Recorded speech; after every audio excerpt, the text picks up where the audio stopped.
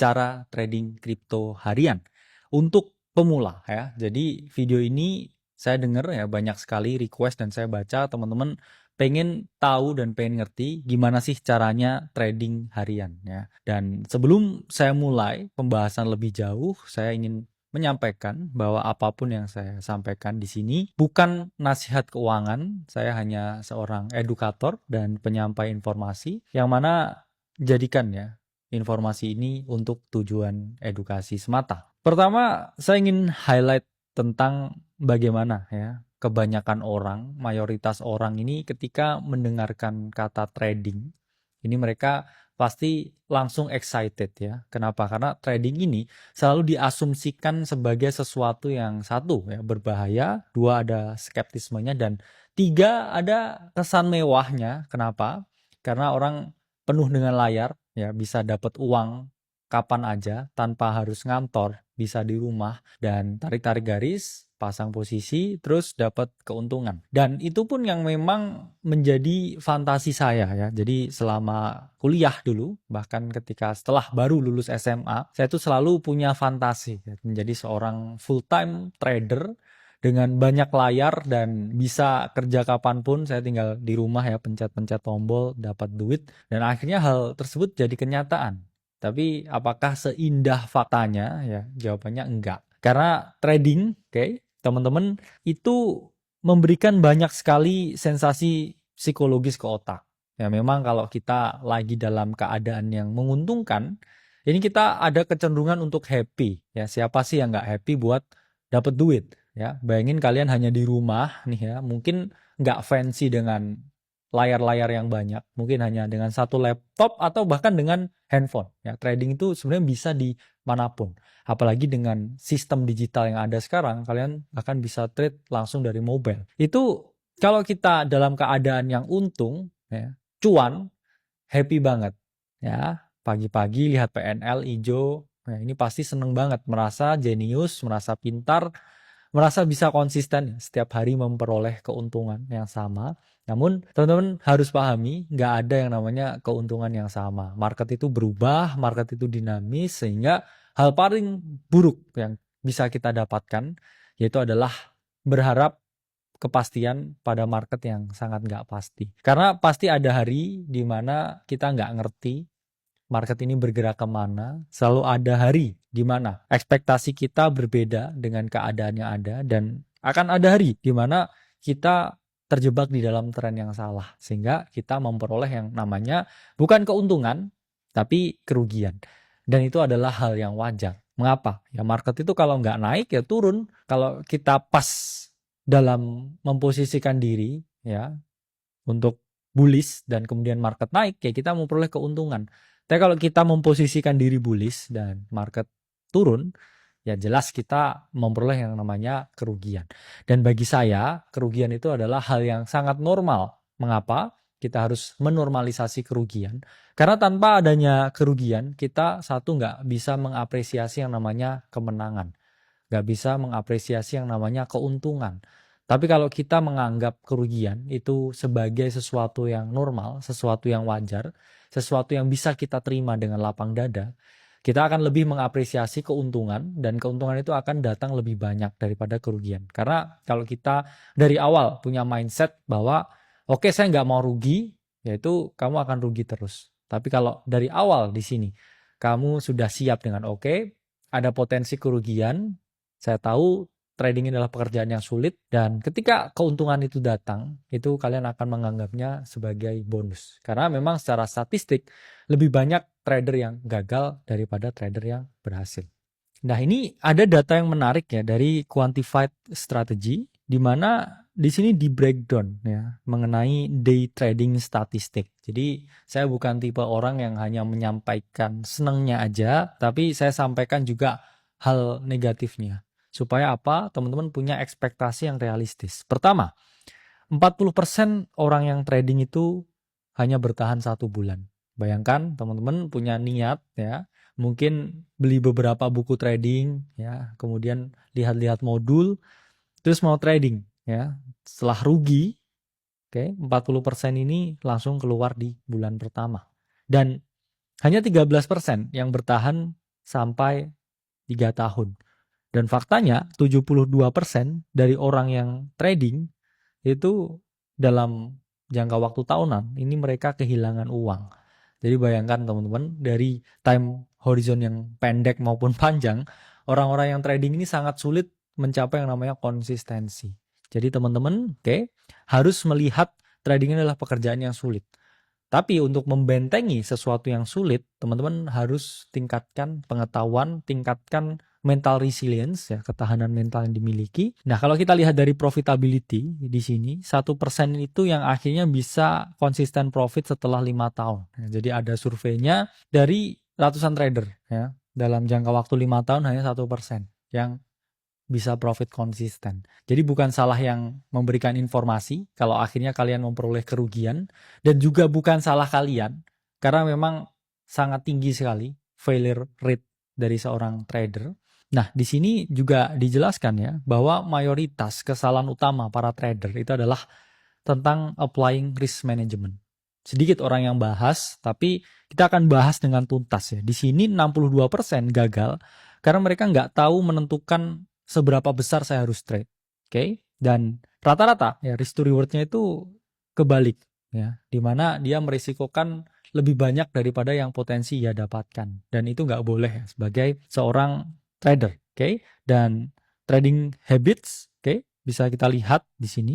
Rata-rata ya 70% udah punya trading plan, jadi bagus, 30% nggak ada, dan 45% ya trade 1-2 jam setiap hari. 89% ya memakai yang namanya technical analysis, jadi hanya 11% yang nggak pakai. 66% menggunakan daily chart, dan 71% ya mereka ini masih belajar terus setelah mereka udah trading. Jadi ini adalah poin yang penting. Mengapa harus belajar terus bahkan setelah kita ngerasa udah ngerti? Karena market itu dinamis. Keadaan sekarang berbeda dengan 2 bulan yang lalu. Berbeda lagi dengan 2 bulan yang akan datang. Sehingga kalau kita nggak dinamis terhadap situasi, ya kita nggak akan pernah bisa mencapai yang namanya konsistensi. Jadi teman-teman harus pahami bahwa saya harus punya trading plan yang kuat, dan saya juga harus punya risk management yang kuat. Supaya apa? Saya bisa ya melakukan ini secara konsisten. Tadi udah saya jabarkan tentang statistiknya. Di sini saya akan kasih teman-teman 5 ya, cara gimana sih trading harian. Mungkin di sini saya tidak akan breakdown technical analysis yang dalam. Teman-teman bisa scroll ya video-video sebelumnya. Saya banyak jelaskan secara detail ya mengenai bagaimana menerapkan technical analysis. Nah, di sini gimana ya supaya saya ini siap menjadi seorang day trader di kripto, bisa trading harian kripto. Nah, pertama ketahui kapan harus trade dan kapan nggak harus trade. Ini adalah hal yang paling dasar sebenarnya. Tapi orang ini selalu memiliki fantasi bahwa saya trader, saya harus trading setiap hari, saya harus klik tombolnya. Ya, nggak boleh 1 hari pun saya nggak lihat layar dan saya nggak trading. Nah, tapi teman-teman pun juga harus memahami, semakin banyak trade yang teman-teman ambil, potensi kesalahan, potensi kekalahan, potensi kerugian itu juga semakin tinggi. Jadi memang ada kemungkinan teman-teman memperoleh keuntungan lebih tinggi dengan semakin banyak trade yang diambil. Tapi gimana kalau kita lihat di sisi sebaliknya? Karena kan trading kalau nggak naik ya turun, kalau nggak kalah ya menang. Jadi kita juga lihat sisi negatifnya, bahwa semakin banyak trade yang diambil, semakin tinggi pula ya potensi teman-teman juga mengalami yang namanya kekalahan, mengalami yang namanya losing trade. Jadi trading harus selalu tentang momentum. Kalau teman-teman lihat momentumnya oke, kemudian lihat sentimennya lagi bagus, moodnya teman-teman untuk mengeksekusi trade tersebut lagi bagus, ya go ahead. Tapi kalau teman-teman lagi nggak mood ya, setupnya lagi buruk, kemudian volatility-nya lagi nggak ada, ya jangan trading dulu. Nah, ngomongin masalah volatility itu adalah suatu hal yang harus paling diperhatikan ketika teman-teman trading ya. Volatility itu adalah tentang seberapa volatile market, gerakannya naik turunnya, volumenya lagi gede atau kecil. Jadi teman-teman harus memahami, teman-teman trading itu sama aja seperti teman-teman surfing. Kalau teman-teman yang surfing ya ombaknya lagi kecil, ombaknya nggak bagus ya teman-teman mending stop dulu. Nunggu kalau ombaknya bagus dan volume ombaknya cukup untuk teman-teman surfing. Karena kalau enggak, Ya mungkin teman-teman nggak bisa surfing atau bahkan yang paling parah mungkin bisa tenggelam. Jadi teman-teman harus pahami volatility itu adalah ombak ya bagi mereka yang surfing. Dan bagi kita yang trading itu adalah sesuatu yang bisa kita gunakan ya kalau kita mau yang memperoleh yang namanya keuntungan dan bisa berselancar di market. Nah, di stock market ini ada yang namanya VIX, VIX, Volatility Index. Volatility Index ini adalah indeks yang mengukur volatilitas S&P 500. Ketika ada volatilitas yang tinggi, itu menunjukkan apa, teman-teman? Menunjukkan ada air yang banyak ya, ada ombak yang banyak kalau kita lihat surfing. Berarti volume di market ini lagi tinggi. Nah, teman-teman bisa lihat di sini ketika 2020 kok fixnya tinggi sekali ya, parabolik. Apa yang terjadi ya waktu itu satu ada COVID, dua juga ada US election. Ada election ketika COVID. Dan sekarang ya kita bisa melihat nih seakan-akan fix atau volatility index membentuk pattern yang dia akan breakout naik ke atas. Menunjukkan apa? Ada potensi volatility yang coming. Kira-kira dari event atau momen apa volatility ini? Ya jawabannya adalah pemilu US yang akan terjadi di bulan November ini. Jadi karena adanya election, ya market itu biasanya cenderung banyak orang berspekulasi dengan hasilnya pemilu. Kalau paslon ini yang menang, market akan bullish. Kalau paslon ini yang menang, ini akan bearish. Jadi banyak sekali ya yang melakukan pertaruhan, ya, yang berspekulasi ketika market ini sedang dalam keadaan yang tidak pasti. Ya kita tahu US election ini masih belum pasti ya siapa yang menang. Dan ini pun juga menunjukkan breakout pattern ya. Jadi perlu dipahami ya kalau ini naik bukan berarti harganya asetnya naik ya atau bullish, tapi kalau ini naik ya artinya adanya volatilitas yang datang ke market, entah itu arahnya bullish atau entah itu arahnya bearish. Nah, kalau di Bitcoin kita bisa lihat yang namanya BVOL atau Bitcoin Volatility Index. Yang mana mirip juga dengan yang kita lihat sekarang di VIX bahwa BVOL sekarang ada di range low-nya di weekly chart, dia konsolidasi dan ada chance juga ya dia retesting high di volatility yang tinggi sehingga Bitcoin juga akan bergerak ya relatif lebih volatile dibandingkan sebelumnya. Jadi ini hal yang bisa kita lihat dan juga bisa kita implementasikan, oke? Dan selanjutnya teman-teman juga bisa lihat aktivitas dari derivative market. Oke, jadi ada spot market, ada derivative market. Derivative market itu adalah market ketika teman-teman bisa trade dua arah, teman-teman bisa lihat di CoinGlass di sini tentang open interest ya, seberapa banyak yang dibuka kontrak perdagangannya, kemudian volume, liquidation dan lain sebagainya. Ketika teman-teman ragu dengan adanya volatilitas yang tinggi karena memang sekarang volatilitasnya lagi tinggi banget ya, karena adanya momen ketidakpastian yang tinggi. Yaitu oke buat teman-teman stay away dari market, tapi kalau teman-teman ini risk taker, ya, saya pejuang sejati, ya nggak masalah ya, tapi harus siap dengan yang namanya potensi kerugian, karena ketika market tidak bergerak sesuai dengan keinginan kita, ya kita harus siap menerima kekalahan, kesalahan, kerugian. Nah, kedua, pahami kualitas lebih baik daripada kuantitas dan ketahui apa yang harus kamu trade. Jadi awalnya saya harus breakdown dulu tentang kapan tahu harus trade. Kedua, itu adalah tentang ya teman-teman tahu apa yang di trade. Karena percuma kalau tahu ya kapan harus trade. Oke, trade sekarang tapi wah apa yang di trade? Nah itu teman-teman juga nggak bisa memperoleh keuntungan yang maksimal. Karena sekarang ini jauh lebih sulit daripada dulu. Mengapa? Karena ada jutaan altcoin yang ada di market sekarang. Sehingga banyaknya altcoin yang ada dari CEX, dari DEX, itu membuat terjadi yang namanya paradox of choices. Jadi dulu itu semakin mudah karena semakin sedikit ya pilihan yang ada di market. Namun sekarang ini semakin sulit karena semakin banyak pilihan yang ada di market. Jadi nggak segampang itu teman-teman untuk mendapatkan opsi dari opsi yang sangat banyak. Ya, jadi banyak sekali altcoin yang ada, pergerakannya bisa bullish, bearish, dan derivative listing banyak sekali. Jadi bisa trade dua arah. Jadi kita actually nggak terlalu ngerti ya mana yang bisa di trade. Cuman teman-teman harus paham satu kata, naratif trading. Yaitu ketika teman-teman trading melalui naratif apa yang sedang happening di market saat ini. Naratif apa yang lagi panas sekarang. Jadi cara teman-teman bisa survive yaitu adalah dengan mengetahui ya kira-kira sektor apa, naratif apa yang lagi ramai diperbincangkan. Jadi nggak mungkin semua ini teman-teman buka posisinya satu-satu, tapi teman-teman bisa ya buka satu dua yang mana naratifnya lagi hot, naratifnya lagi happening. Itulah mengapa fokus pada mindset ya, atau naratif apa yang difokuskan. Ini saya pakai platform Kaito.ai. Memang berbayar, tapi di sini bisa dilihat ya. Saya 24 jam terakhir, kira-kira yang hijau apa nih? Oke, DeFi. Berarti saya harus fokus di DeFi. Mengapa harus fokus di DeFi? Ya karena kalau sektor ini, naratif ini lagi hijau, berarti orang lagi bullish ke sini, lagi memperdagangkan sini.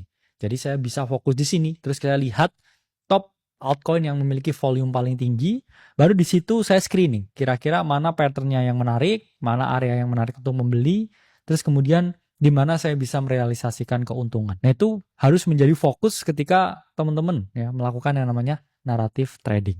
Dan selalu perhatikan bahwa ada yang namanya ya market maker models, di mana ketika ada ya koin di sektor tertentu atau naratif tertentu mengalami yang namanya kenaikan, biasanya ya koin-koin lain ya di naratif tersebut di sektor tersebut akan mengalami kenaikan beberapa hari sampai beberapa minggu kemudian. Jadi ada istilahnya mereka ini lagging. Kalau market leadernya di sektor A dia udah naik, udah parabolik, oke, biasanya koin-koin kecil yang di lainnya ini mereka akan mengikuti kenaikan ya beberapa hari kemudian.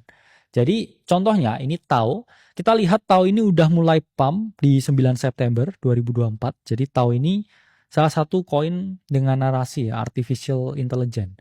Yang mana ini mindset-nya paling tinggi ya lebih dari 50% sekarang untuk koin AI. Jadi ketika dia mengalami kenaikan yang signifikan ya 174% dari 9 September, koin-koin lain dengan naratif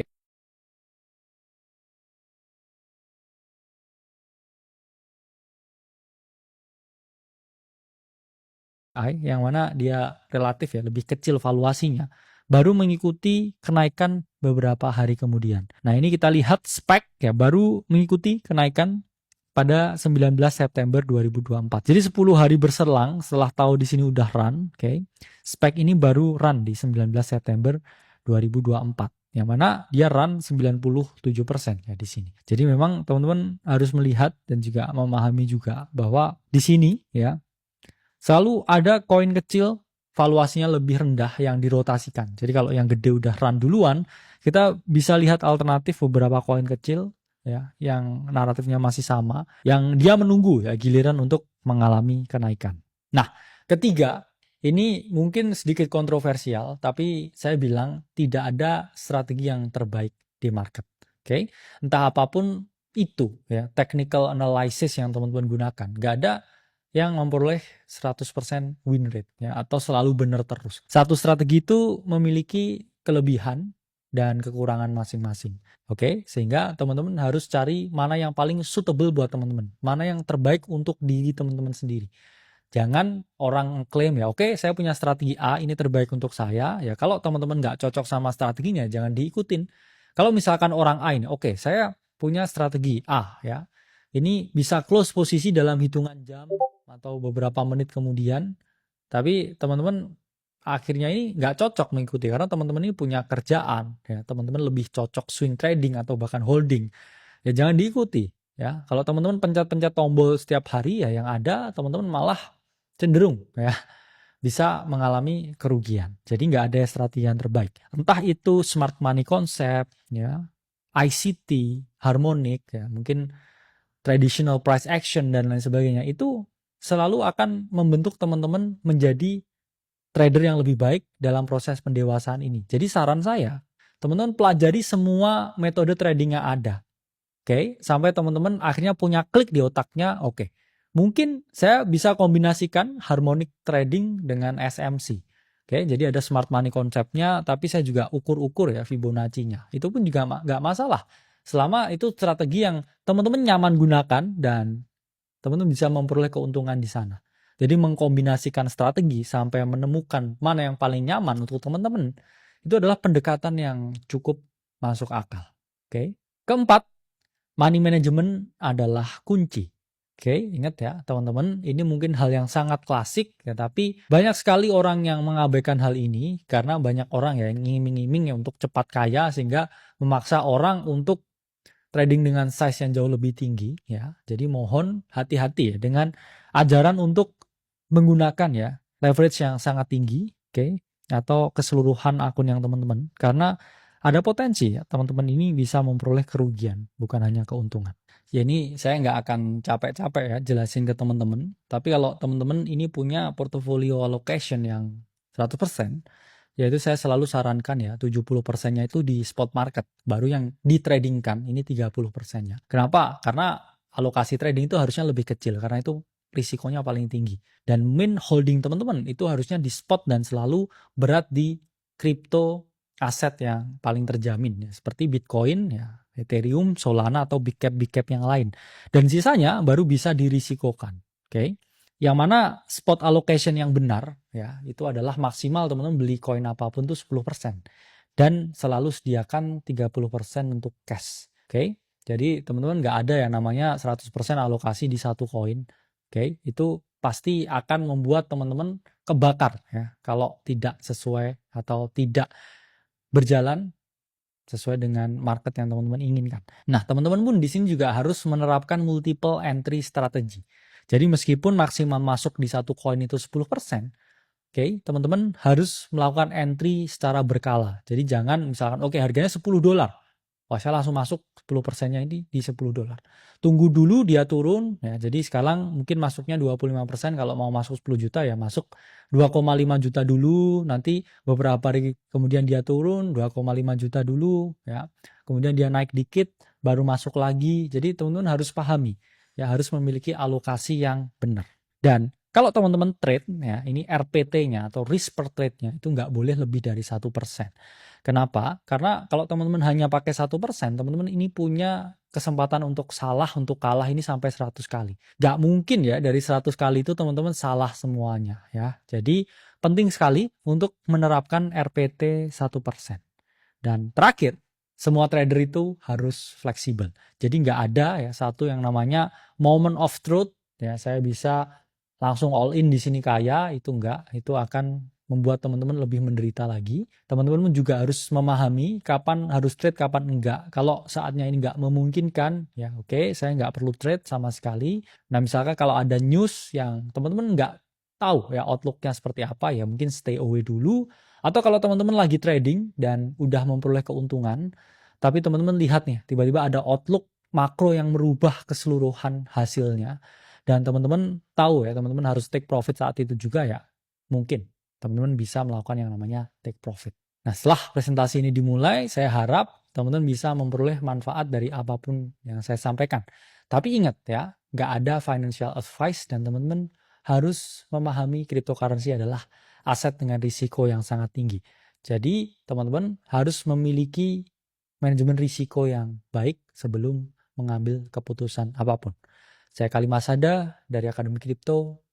Sampai berjumpa di video